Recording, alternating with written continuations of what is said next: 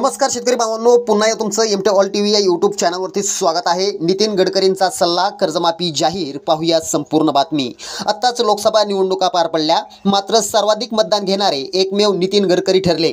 काल झालेल्या भाजपच्या चिंतन बैठकीत नितीन गडकरी यांनी महत्त्वाचा सल्ला केंद्र सरकारला दिला। आज देशात आपण का हरलो, आपल्या जागा कमी का आल्या, याचं एकमेव कारण म्हणजे शेतकरी। आपण उद्योजकांचे कर्ज माफ केले, मात्र पोशिंदा बळीराजा याचं कर्ज माफ आपण का माफ केलं नाही, असा थेट सवाल मोदींच्या तोंडावर गडकरी यांनी विचारला। झालेल्या सर्वेमध्ये शेतकरी वर्ग नाराज असल्याचं समोर आलं आहे। नितीन गडकरी यांनी थेट मोदी सरकारवरतीच निशाणा साधत आपण PM 18% GST, कर्जमाफी यांसारख्या अर्थात शेतकऱ्यांच्या प्रश्नावर आपण कधी कुठे बोललोच नाही, याचा फटका आत्ताच्या म्हणजे 2024च्या लोकसभेच्या या ठिकाणी आपल्याला बसलेला आहे। त्यामुळे अजूनही वेळ गेलेली नाहीये।